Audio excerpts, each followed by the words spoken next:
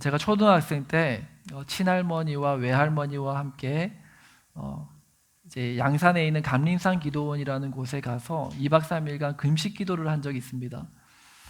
금식 기도 해본 적 있으십니까? 첫째 날 이제 새끼를 꼴 이제 굶고 이제 이틀째가 되었는데 배가 고파 죽을 것 같은 거예요. 근데 그때 저는 이제 신비한 체험을 했습니다.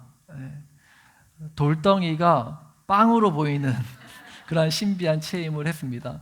이게 만화에서나 볼 법한 그런 이야기인 줄 알았는데 실제로 이렇게 하루를 꼴딱 굶어 보니까 진짜 돌멩이가 떡으로 보이기도 하고 빵으로 보이기까지 하더라고요. 그래서 외할머니는 배가 고파서 너무 힘들어하는 제가 너무 안쓰러웠는지 500원을 주면서 매점에 가서 뭐 먹고 싶은 거 사 먹으라고 하더라고요. 근데 빈속에 제가 매점에 가서 이제 뭘 먹을까 이제 고르려고 봤더니 우유가 너무 마시고 싶은 거예요. 우유 하나를 사서 마셨어요. 여러분 빈속에 우유를 마시면 어떻게 되는지 아십니까? 그 뒷일은 여러분 상상에 맡기겠습니다. 굉장히 고생했던 적이 있습니다. 사람이 배가 고프면 정신을 못 차려요. 우리가 성경의 이삭의 쌍둥이 아들이었던 에서와 야곱에 관한 그들의 젊은 시절, 청년 시절에 관한 한 에피소드를 소개하고 있습니다. 에서가 사냥을 하고 돌아왔는데 하루 종일 아무것도 먹지 못해서 쫄쫄 굶은 상태였어요. 그때 집에서는 야곱이 맛있는 팥죽을 끓여 놓은 상태였죠. 너무 맛있어 보이는 팥죽을 좀 달라고 했더니 야곱이 하는 말이 무엇입니까? 형의 그 장자의 명분을 나에게 파십시오.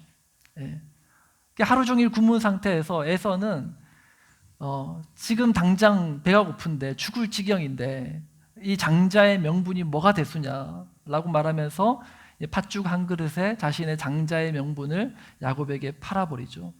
자, 이를 두고 성경은 이렇게 말합니다. 창세기 25장 34절 말씀인데요. 우리 함께 읽습니다. 시작. 야곱이 떡과 팥죽을 에서에게 주매 에서가 먹으며 마시고 일어나 갔으니 에서가 장자의 명분을 가볍게 여김이었더라. 에서가 장자의 명분을 가볍게 여김이었더라 라고 말씀합니다. 신명기서에 보면 하나님께서 이스라엘 민족들에게 그 이스라엘 백성들의 가문에서 장자의 상속권을 아주 중요시 여기는 것을 보게 돼요. 가문의 유산은 장자에게 가장 많이 상속되게 하셨습니다.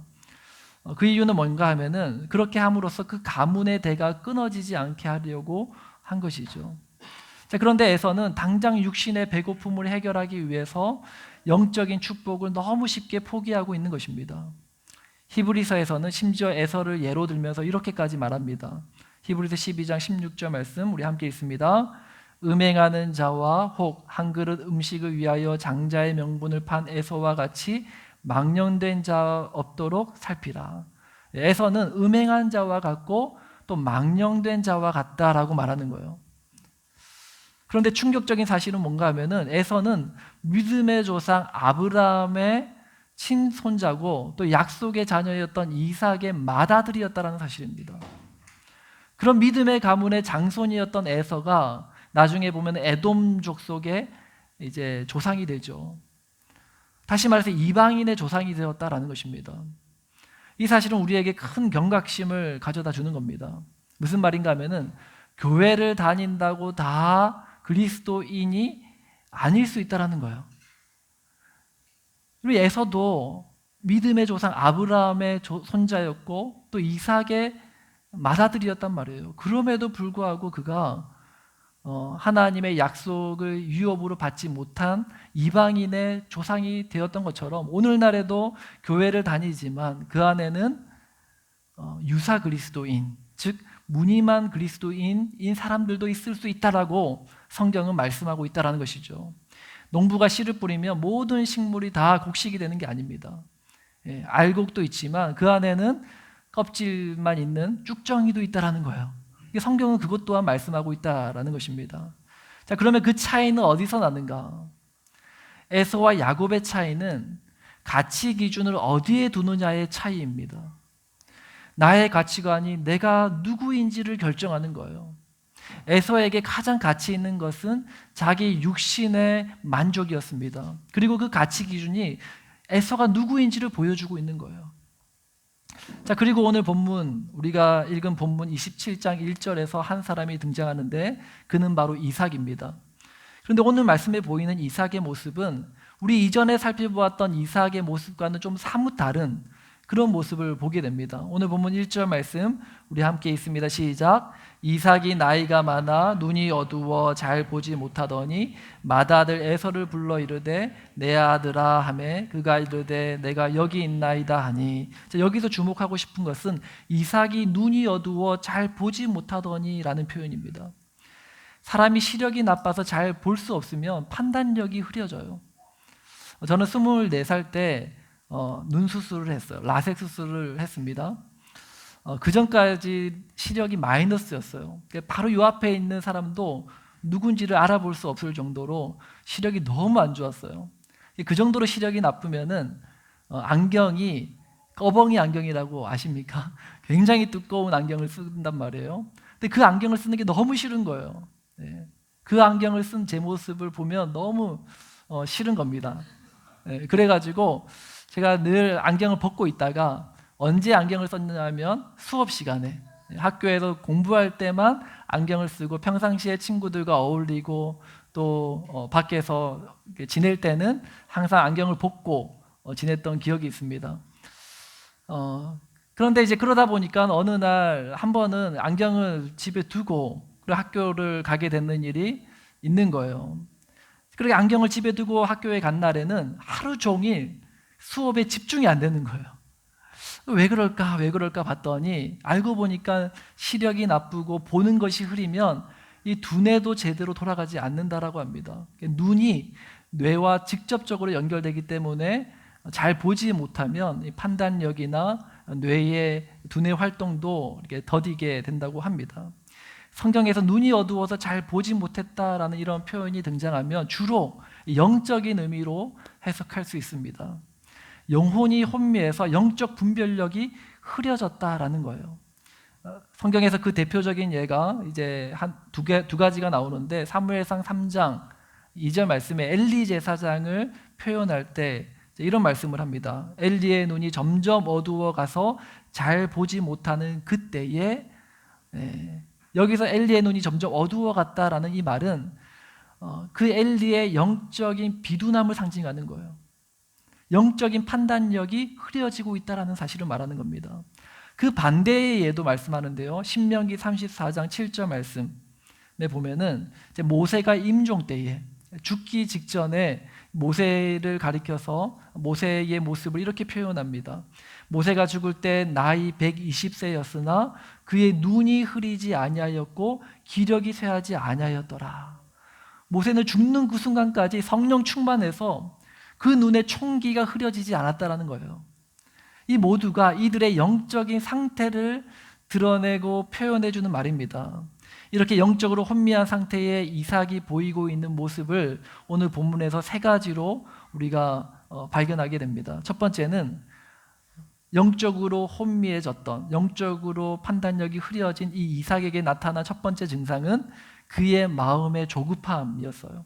오늘 본문 2절 말씀 우리 함께 읽습니다. 이삭이 이르되 내가 이제 늙어 어느 날 죽을는지 알지 못하니. 이삭이 자기가 이제 늙어서 언제 죽을지 알지 못한다라고 얘기합니다. 오늘 내일 한다라는 거예요. 그래서 자기가 이제 죽기 전에 자기가 사랑했던 맏아들 에서에게 축복을 하고, 자기가 받은 온갖 축복을 맏아들 에서에게 다 축복을 내리고 내가 죽어야지라고 생각을 하고 있는 겁니다. 자, 그런데 여기에는 반전이 있어요. 그게 뭐냐면 지금 이 당시 이삭의 나이가 몇 살인가 하면은 137세예요. 자, 그런데 이삭이 몇 세에 죽는지 아십니까? 180세에 세상을 떠납니다. 자, 그러면 앞으로 살아갈 날이 얼마나 남았다라는 말이에요? 180 빼기 137? 몇 살이에요? 네, 43년. 앞으로 살아갈 날이 43년이나 더 남았어요. 제가 살아온 만큼, 제 나이가 43살이거든요. 제 살아온 나이만큼 앞으로 이삭은 더 살아갈 날이 남았는데 지금 이삭이 자기가 기력이 쇠해서 언제 죽을지 모르겠다라고 말하는 이유가 뭐예요? 그 마음이 조급한 거예요. 마음에 여유가 없는 겁니다. 이삭이 만약 성령이 충만했다면 그가 마음의 여유를 가지고 이전에 그가 늘 하던 대로 묵상하면서 하나님의 뜻을 물었을 거예요. 그런데 지금 이삭의 상태는 그런 상태가 아니었던 겁니다. 자, 그리고 영적으로 혼미한 이삭에게 나타난 두 번째 증상이 뭔가 하면은 육신의 정욕에 대한 집착입니다. 오늘 보면 3절과 4절 말씀 보시면 그 짧은 두 구절 안에서 나라는 단어가 5번이나 등장해요. 나를 위하여 내가 즐기는 별미를 내게로 가져와서 내가 죽기 전에 내 마음껏 내게 축복하게 해라. 영적 분별력이 흐린 사람은 자기 자신에게 몰두하는 법입니다. 그리고 무엇보다도 자기 육신의 정욕을 채우는 것에 집착하는 거예요. 이삭이 에서에게 요구한 것은 내가 즐기는 별미를 만들어 가져와라.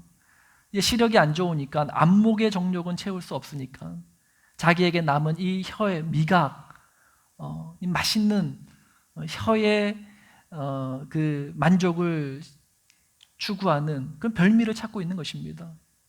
자, 그리고 영적으로 혼미한 이삭의 마지막 증상이 뭐냐면 하나님의 뜻을 거스르는 거였어요. 본문 4절 말씀, 우리 4절 말씀을 함께 읽습니다. 내가 즐기는 별미를 만들어 내게로 가져와서 먹게 하여 내가 죽기 전에 내 마음껏 내게 축복하게 하라. 이삭이 말하기를 에서에게 내가 이제 죽기 전에 마음껏 너에게 축복하게 해라.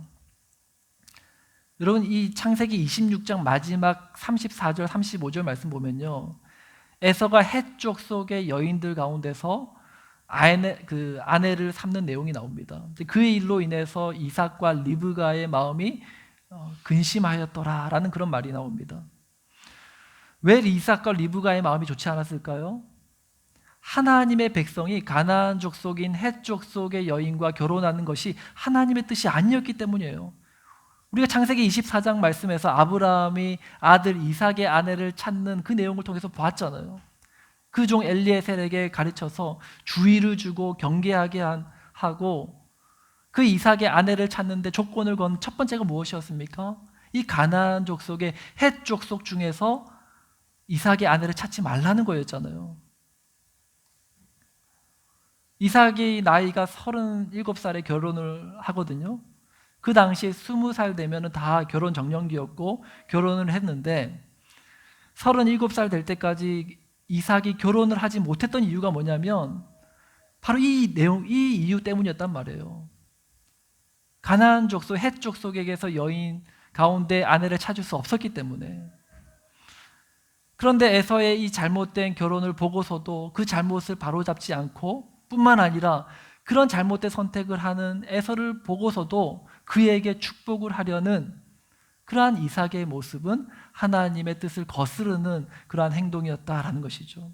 전혀 하나님의 뜻을 헤아리지 못하고 자기 욕심으로, 자기 생각대로 일을 진행시키고 있는 이삭의 모습을 우리가 보게 됩니다. 그런데 우리도 이삭과 같은 때가 있지 않습니까? 신앙생활을 오래 하면서 신앙의 권태기가 찾아오는 거예요. 마음의 여유가 없고 항상 뭔가에 쫓기는 듯한 그런 삶을 사는 것입니다. 교회에 와서 예배는 드리고 있지만 이 시간에도 마음이 편하지 않는 거예요. 우리의 마음을 사로잡고 우리의 시선을 흐트려 놓는 것이 너무 많은 것입니다. 하나님 한 분만 바라보고 나아가는 것이 아니라 눈에 들어오는 여러 가지 것들이 있는 거예요. 그리고 말씀이 귀에 들어와서 마음에 새겨지기보다는 말씀을 듣는 순간에는 그렇구나 하면서 듣지만 멍하니 듣고 있지만 예배가 마치고 떠나면은 머릿속에 남아있는 게 없는 거예요. 이 말씀 붙들고 이 한 주를 하나님의 뜻대로 살아가야 되는데 내 삶은 여전히 내 생각대로, 내 뜻대로, 내 고집대로 살아가고 있지 않느냐라는 것입니다. 이러한 같은 상황이 지속된다면 믿음의 조상 아브라함 때부터 이어왔던 그 언약이 깨어질 위기가 찾아올 게 분명합니다. 그런데 이런 상황 가운데 하나님은 그냥 이 이삭의 가정을 가만히 내버려 두시고 잠자코 보고만 계신 게 아니라 하나님이 직접적으로 개입하십니다. 이제 그 내용이 이제 5절 말씀에 나오죠. 우리 5절 말씀을 함께 읽습니다. 이삭이 그의 아들 에서에게 말할 때에 리브가가 들었더니 에서가 사냥하여 오려고 들로 나가매. 자, 에서와 이삭이 하나님의 뜻을 거스르고 행하려고 할 때 하나님은 리브가를 통해서 이 모든 사실을 엿듣게 하신 거예요. 우리가 성경을 읽다가 어떤 마침, 때마침 이런 내용이 나오면요, 10중 8구 하나님의 개입하심이 있다라고 볼 수 있어요. 자, 왜 하나님은 리브가에게 이와 같은 사실을 보게 하시고 듣게 하신 걸까? 그 이유에 대해서 로마서 9장 12절에서 이렇게 말씀합니다. 우리 함께 읽습니다. 리브가에게 이르시되 큰 자가 어린 자를 섬기리라 하셨나니. 하나님은 오래전에 리브가에게 하나님의 모든 뜻을 말씀하셨다라는 거예요. 리브가는 아브라함으로부터 이어져 내려오는 그 하나님의 복이 에서가 아니라 야곱에게 흘러가야 된다라는 것을 하나님으로부터 들은 바 있었다라는 것입니다. 그리고 그 사실을 분명 남편 이삭에게도 말했을 거예요. 하지만 지금 이삭의 영적 분별력이 흐려진 상황이기 때문에 하나님의 그 뜻을 까마득히 잊고 있는 것입니다. 하나님은 한 가족이 모두 신앙의 침체기에 빠질 때에 그 가족 중에 한 명은 그 신앙을 남겨두는 것을 우리가 보게 돼요. 오늘 우리가 여성교회 이제 헌신예배로 드리는데 가정에서 아내와 엄마의 역할이 얼마나 중요합니까? 남편이 영적으로 정신 못 차리고 있을 때 아내의 역할이 중요한 거예요. 그 아내라도 그 가정에서 믿음의 끈을 붙들고 신앙의 불을 밝히고 있어야 된다는 거예요. 때로는 부모 신앙 모두가 침체기가 찾아올 때가 있어요. 그때는 하나님은 그 자녀에게는 그 신앙을 남겨두시고 그 가정이 희미하게 그 남은 불빛을 보고 다시 살아나고 회복될 그 소망을 발견하게 하시는 것을 우리가 경험하게 됩니다. 교회도 마찬가지입니다. 교회가 힘든 시기를 지날 때 하나님이 남기신 사람들이 있어요. 교회가 그들을 통해서 다시 꿈을 꾸고 다시 달려가게 하시는 겁니다. 성경은 이를 가리켜 남은 자 사상이라고 얘기합니다. 어느 시대나 하나님이 남기시는 믿음의 사람들이 있다라는 거예요. 겉으로 볼 때는 소망이 없어 보이고 모두가 다 신앙이 희미해져 가고 불이 다 꺼진 것과 같은 그러한 시대지만 어느 시대나 하나님은 남은 자를 두시고 그들을 통하여 다시 하나님의 나라를 이어가시도록 하신다라는 겁니다. 오늘 저와 여러분이 하나님이 남기신 우리 가정의 소망이 되고 우리 교회 공동체의 소망이 되며 이 땅의 소망이 되는 그런 복의 통로로 쓰임받는 저와 여러분 될 수 있기를 주님의 이름으로 축원합니다. 리브가는 이 모든 상황을 파악하고 이제 둘째 야곱을 불러서 자신의 계획을 말해줍니다. 2차 이래 해가지고 너가 이삭 아버지에게로 가서 복을 받아라. 근데 야곱은 그 엄마 리브가의 말을 듣는데 어떤 마음이 들었을까요? 그 마음에 용기가 나지 않는 거예요. 왜 그런가 하면은 야곱은 그 집안의 둘째로 태어났습니다. 그가 엄마의 뱃속에 있을 때 그때부터 형 에서와 싸웠는데 그 싸움에 밀린 거예요. 그가 이제 동생으로 태어났는데 너무나도 억울했는지 형의 그 발꿈치를 붙들고 태어난 겁니다. 그리고 야곱의 성격은 형 에서와 달리 형 에서는 아마 MBTI의 E 성향이었던 것 같아요. 이게 사냥꾼이었고 밖으로 돌아다니는 걸 좋아했습니다. 아주 적극적이고 또 외향적인 성향의 사람이었어요. 그런데 반대로 야곱은 극I 성향을 가진 사람이었어요. 그래서 주방에서 엄마를 돕고 내성적이고 내향적인 그러한 성격의 사람이 야곱이었습니다. 자, 그렇다고 그 성격이 착했느냐? 또 그렇지도 않았어요. 그 이름의 뜻, 야곱이라는 이름의 뜻이 뭔지 아십니까?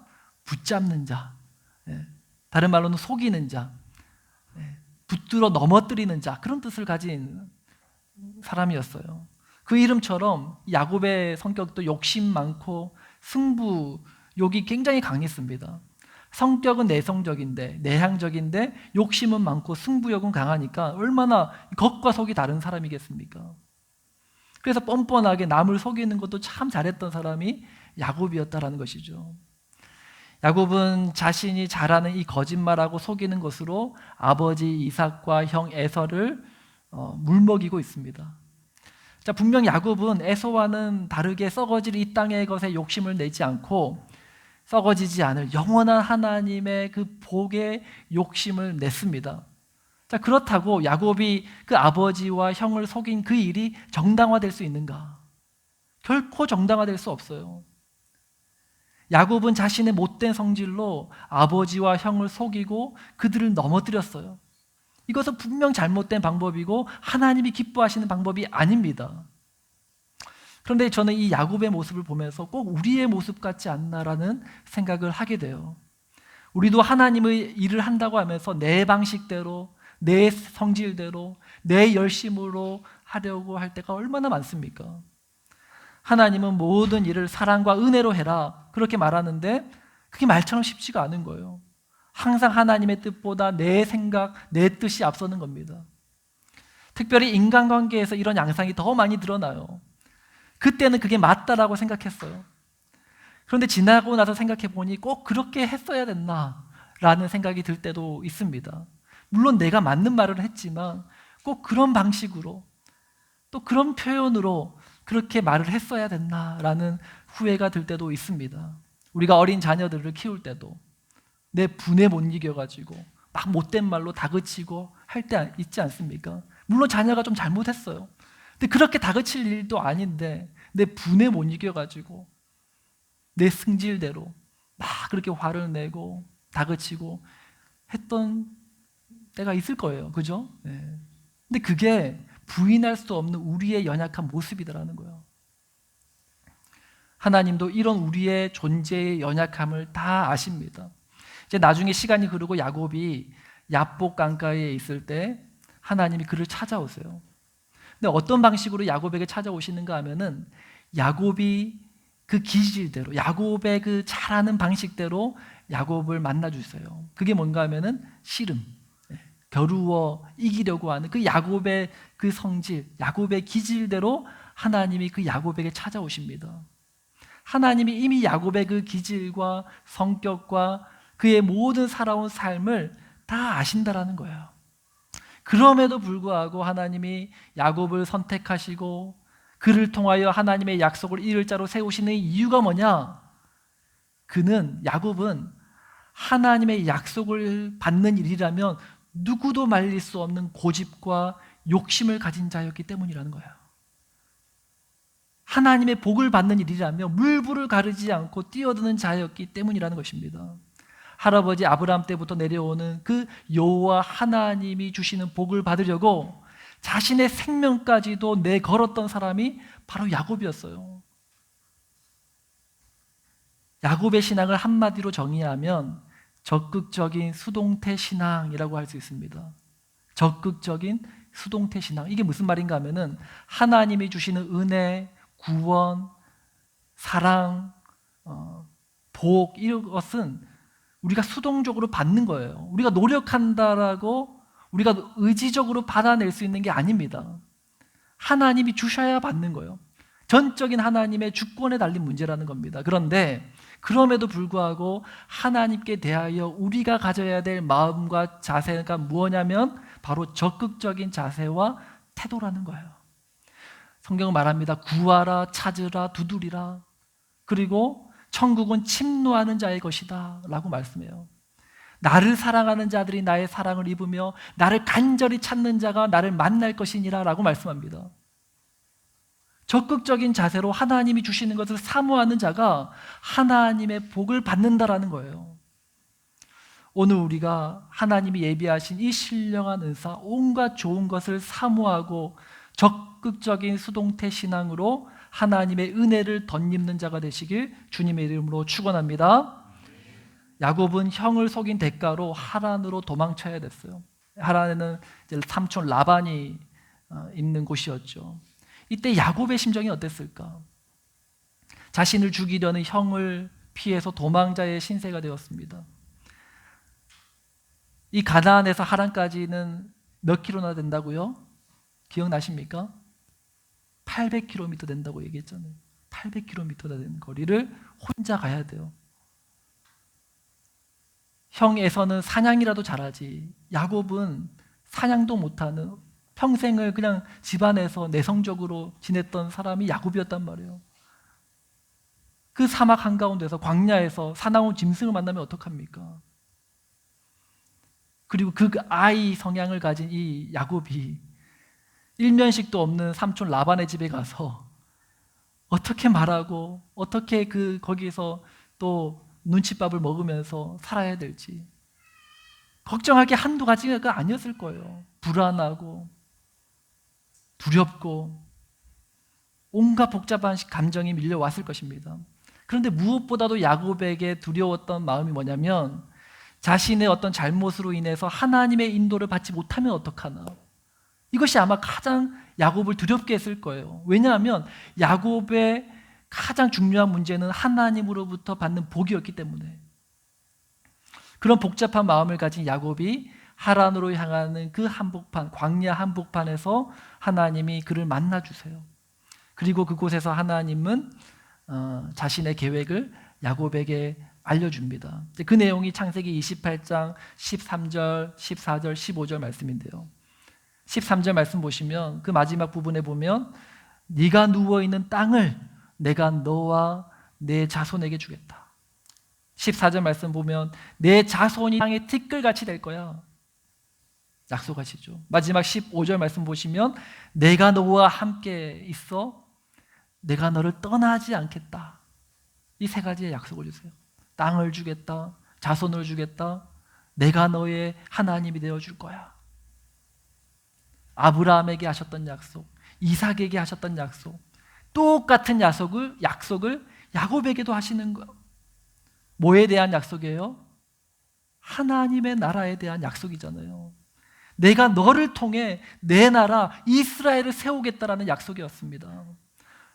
이날 하나님이 야곱과 세운 언약을 우리는 베델 언약이라고 부르는 겁니다.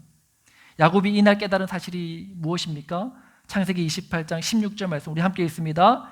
야곱이 잠이 깨어 이르되 여호와께서 과연 여기 계시거늘 내가 알지 못하였도다. 하나님이 나와 함께 하시는구나.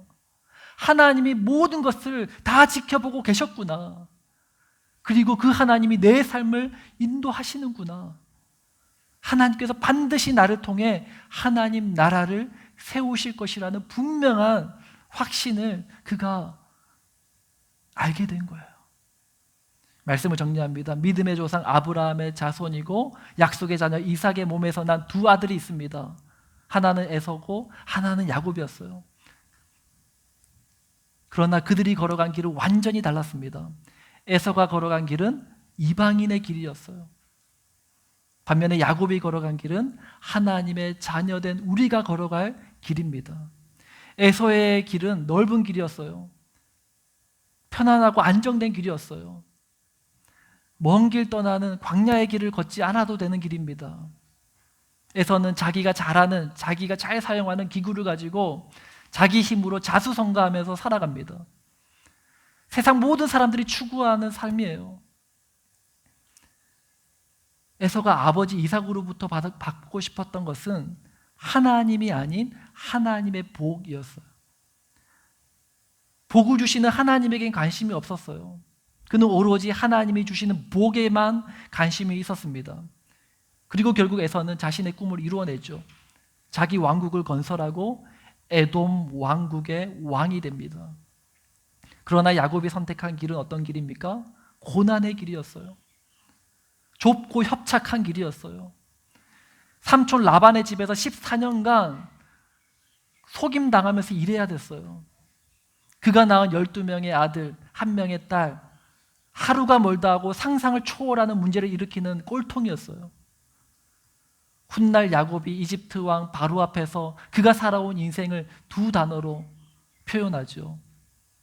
험악한 세월, 나그네 길이었습니다. 그만큼 고단한 인생을 살았던 사람이 야곱이었어요. 오늘 우리는 선택해야 됩니다. 에서가 걸어간 넓고 편안한 안정된 길을 갈 것인가, 아니면 야곱이 걸어갔던 좁고 협착한 그 길을 갈 것인가. 그러나 우리가 기억해야 될 것은 무엇이냐, 야곱이 걸어갔던 그 좁고 협착한 길을 걸어간 그들을 향해서 하나님이 약속하시는 말씀입니다. 우리 이사야 43장 1절과 2절 말씀 우리 함께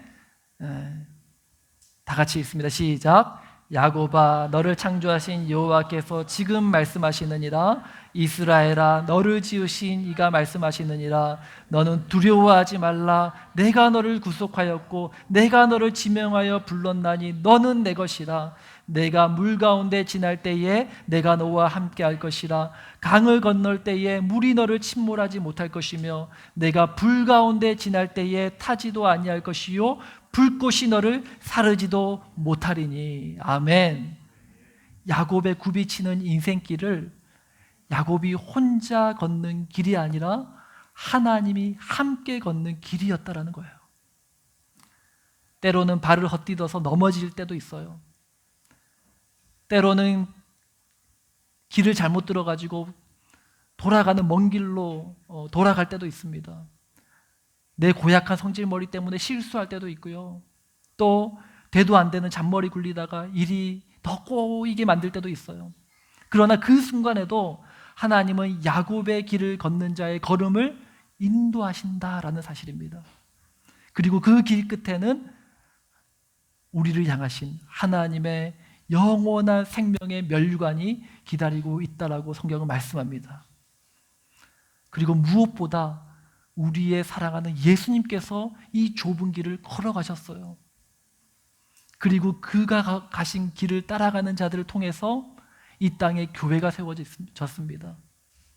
오늘 이 땅에 주의 몸된 교회가 세워지는 것도 야곱이 걸어갔고 우리 주님이 걸어간 이 좁은 길을 걸어가는 그들을 통해서 세워지는 것입니다. 이 땅이 주는 잠시 잠깐의 즐거움에 만족하며 사는 인생이 아니라 하나님 나라의 영원한 상급을 적극적인 수동태 신앙으로 사모하며 살아가는 우리 모든 하늘샘교회 성도님들 다 되시길 주님의 이름으로 축복합니다. 우리 시간 함께 찬양하며 나아갑니다.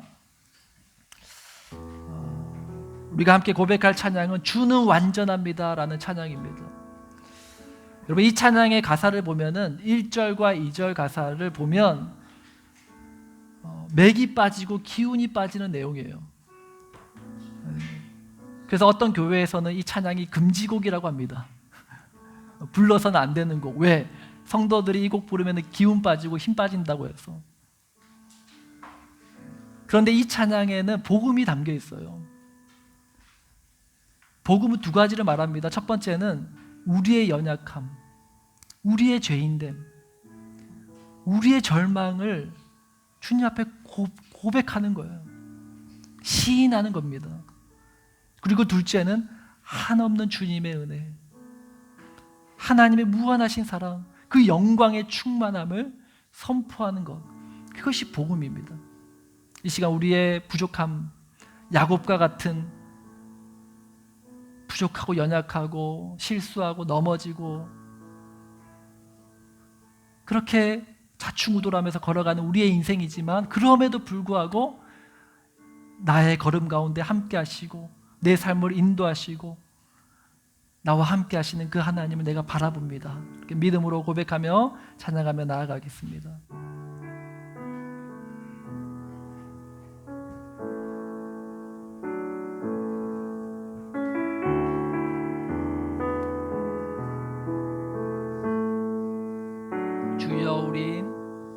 주여 우린 연약합니다.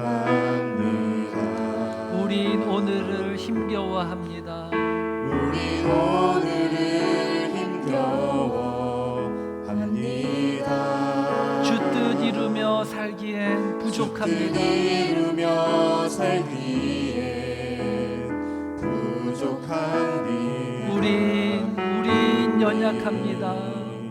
우린 연약합니다. 주여 우린 넘어집니다. 주여 우린 넘어집니다. 오늘 하루 또 실수합니다. 오늘 하루 또 실수합니다. 주의 긍휼을 구하는 죄입니다.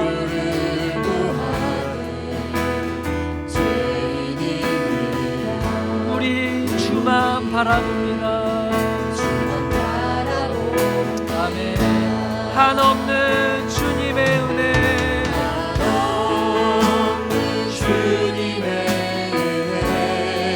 온 세상 위에 넘칩니다. 가릴 수 없는 주여, 온 땅 위에 충만합니다. 온 땅 위에 충만합니다. 주님만이 길이오니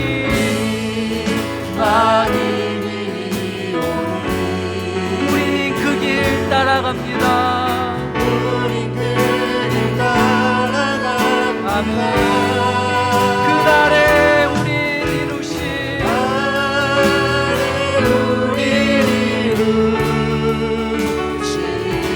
주는 완전합니다.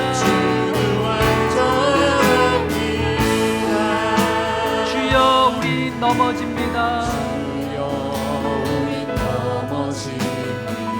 오늘 하루 또 실수합니다. 오늘 하루 또 실수합니다. 주의 긍휼을 구하는 죄인입니다.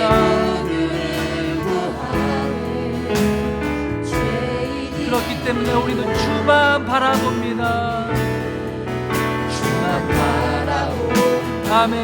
한없는 주님의 은혜,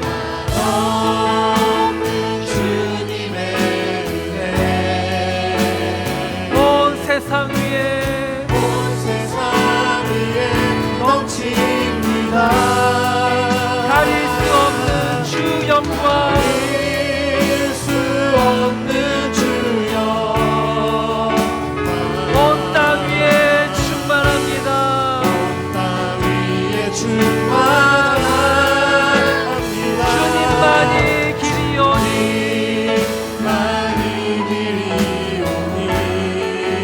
우리 그 길 따라갑니다.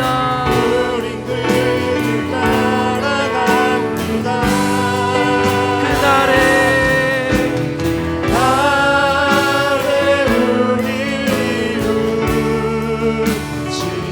주는 완전합니다. 한없는 주님의 은혜,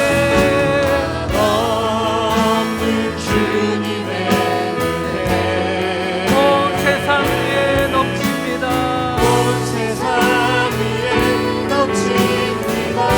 가릴 수 없는 주 영광,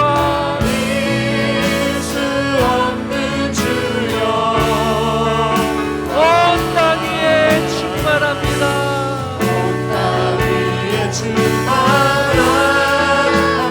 주님만이 길이오니 우리 그 길 따라갑니다.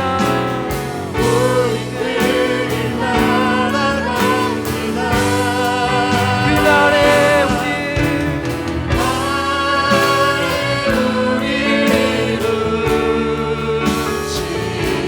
주는 완전합니다. 우리 시간 함께 기도하며 나갑니다. 주님, 우리는 연약합니다. 그러나 우리가 믿는 주님은 강하십니다. 주님, 우리는 실수투성입니다. 그러나 우리가 믿는 주님은 완전하십니다. 주님, 우리는 부족합니다. 그러나 우리 하나님의 영광은 충만하게 흘러넘치는 줄 믿습니다. 나의 힘이나 지혜를 믿고 사는 자가 아니라 주의 능력을 힘입어 사는 자가 되게 하여 주옵소서. 우리 함께 기도함으로 주님 앞에 나아가겠습니다. 오 하나님 아버지, 주님 그렇습니다. 주님, 우리는 연약합니다. 주님, 우리는 부족합니다. 주님, 우리는 실수합니다. 주님, 그러나 주님은 강하십니다. 주님, 우리의 하나님이 되십니다. 주님은 우리의 완전하신 주님이십니다. 고백합니다. 주여, 내 힘이나 내 지혜를 의지하며 사는 인생이 아니라 주님의 능력을 힘입어 사는 지혜로운 자가 되게 하여 주시옵소서. 나사렛 예수 그리스도 이름으로 명하노니 주님만 바라볼지어다. 성령으로 충만할지어다. 영적으로 비도난 자들, 영적으로 눈이 어두운 자들이 아버지 그 영혼을 열어 주시옵소서. 주여 성령으로 충만케 하여 주시옵소서. 다시 그 영혼이 회복될지어다. 그 영이 회복될지어다. 주여 역사하여 주시옵소서.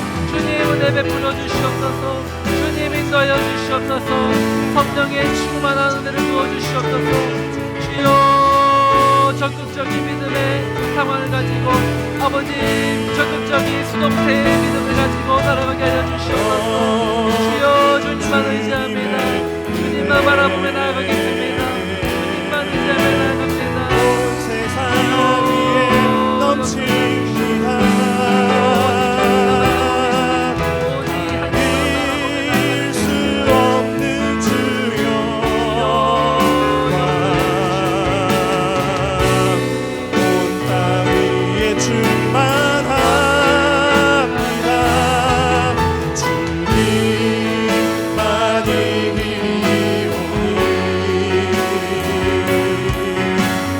우린 그 길 따라갑니다.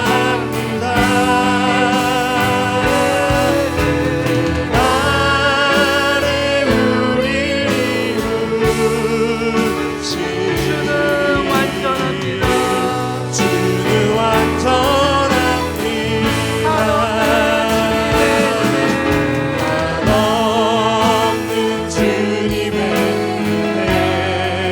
온 은혜 세상 위에 넘칩니다. 온 세상 위에 넘칩니다.